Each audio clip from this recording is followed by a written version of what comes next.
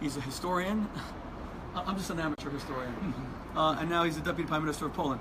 And we've had a very interesting conversation that I wanted to share in part with our audience, because I thought it was very substantive, very candid, and it addressed some of the important issues between the world Jewish community in Israel and Poland.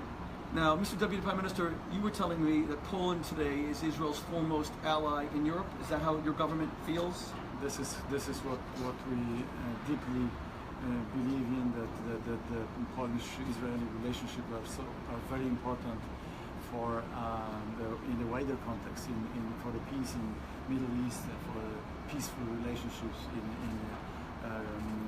Europe as well. And of course, we are very good friends to the Israeli state, but also we are very good friends for all the Jewish communities all around the world. We feel that we are actually obliged to rebuild good history between Poles and Jews, which was so brutally and dramatically stopped on this day 8 years ago, and the history was developing for several hundred years. So it's important for me not only to understand the history of what has happened before and during the Second World War between our nations and what Germans did to Jews and to Poles. And they have changed the history of Jews. They have completely eliminated Jewish nation, Polish Jewish nation from earth.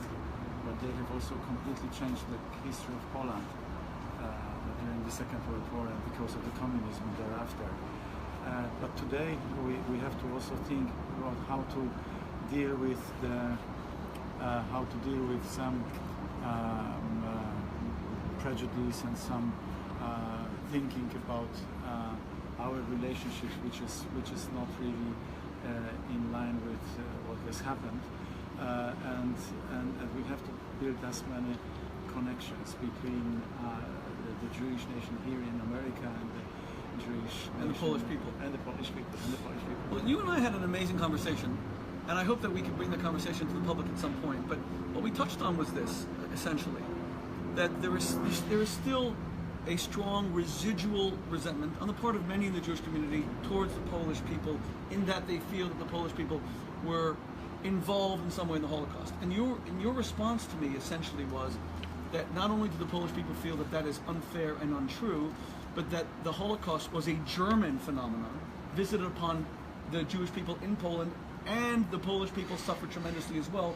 So why are the Polish people being held accountable? And you feel that there are people in Poland who are confused as to why there would be any kind of hostility. Is that a fair assessment? That's a fair summation. Yes.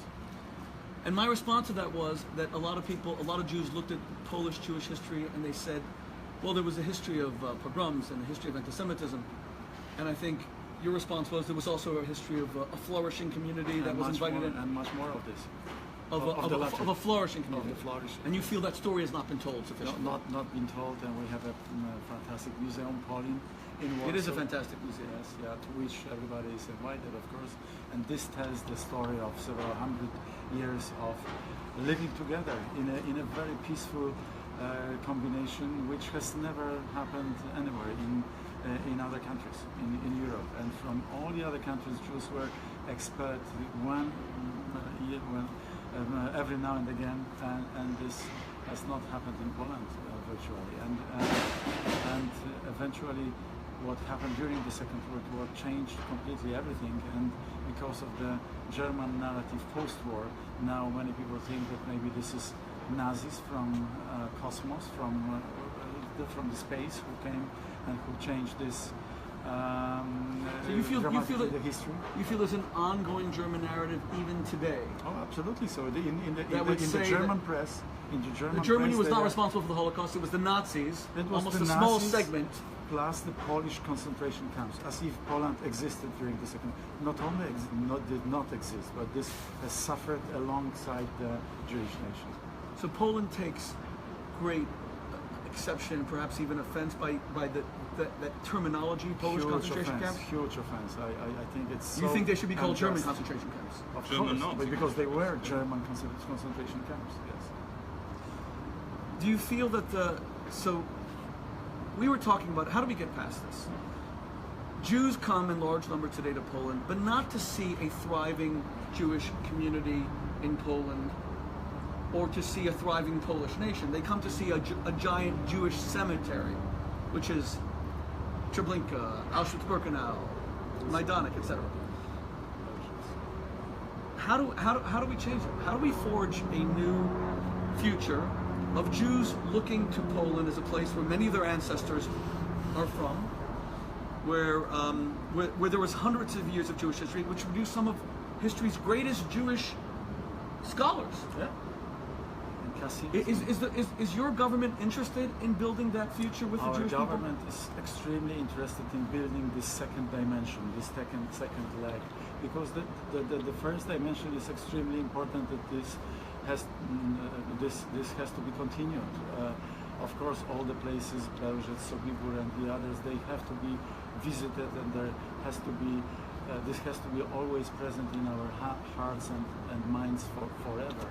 But also I think that we have to develop our relationships for the future, and there is a Jewish festival for culture, and there are in many small even towns and in other cities than Krakow and Warsaw, there are Jewish events, the Jewish festivals, which are very popular in Poland. And I'd like to invite everybody, every Jew and every American from here, from the United States, to Poland, because this can create a much better climate for us talking about history, but also us concentrating about on the future and how to create a better world for everyone. So, Mr. Deputy Prime Minister, I mean no offense, believe me, and I've been very impressed with our meeting, and I look forward to getting to know you better. I'm very grateful to Johnny for introducing us. But how would you respond? And I've apologized ahead of time to say the famous quotation from one of the Israeli prime ministers, Yitzhak Shamir, that the Polish people drinking anti-Semitism from their mother's breast. Is that an accurate quotation? How would you respond to something like that? I would bring all the facts and figures and all the hundreds of years of our history to just to falsify this, to show that this is complete nonsense. And in every nation there are good people and bad people. It was very unfortunate that during the Second World War and before that, in the German nation there were so many bad people.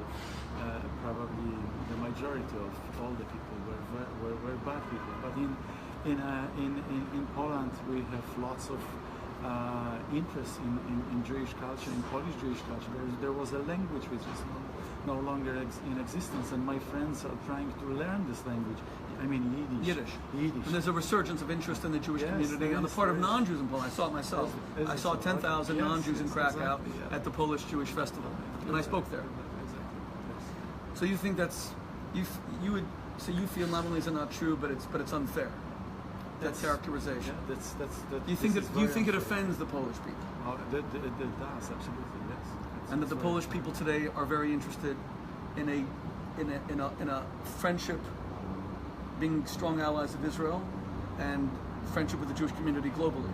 Strong allies of Israel, strong allies of the United States, one of only 5 countries of NATO which spends more than 2 percentage points of GDP on military spendings, and one country which is stable, strong, free, but also wants to look for a very good relationship around us and with Jewish community here in the United States.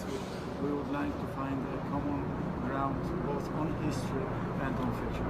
Well, I was at President Trump's speech in Warsaw. I was very impressed that the president was there. I was honored to be a part of it, because after seeing all the horrors that were visited by the Einsatzgruppen and the German army and the Nazis on the Jewish people, to see the President of the United States, leader of the free world, suddenly arrive in your country was it gave us a feeling of, thank God, there's a close friendship there. Let me just finally say, I visited Poland recently. I went to places that were very painful for the Jewish community. I will absolutely say that we were treated with warmth and friendship by all the Polish citizens we encountered. At the Polish Jewish Festival, we encountered thousands of people who want to know so much about this almost vanished nation that was once such an integral part of Jewish history. And I do hope that we will forge far stronger ties, deeper friendship with the American Jewish community, Israel. I think that you can be a very important bridge. I think that you're a man of eloquence, and I think that you have great candor in being prepared to address some of these difficult issues that we often sweep under the rug. And I thank you for this conversation. And I wish you a safe trip back to Poland. I look forward to visiting you in your country again. And since my grandfather's from Lomża, I look forward to getting to know so much more about our own roots in Poland, God willing. Thank you, Mr. Thank you very much. God bless you. Thank you.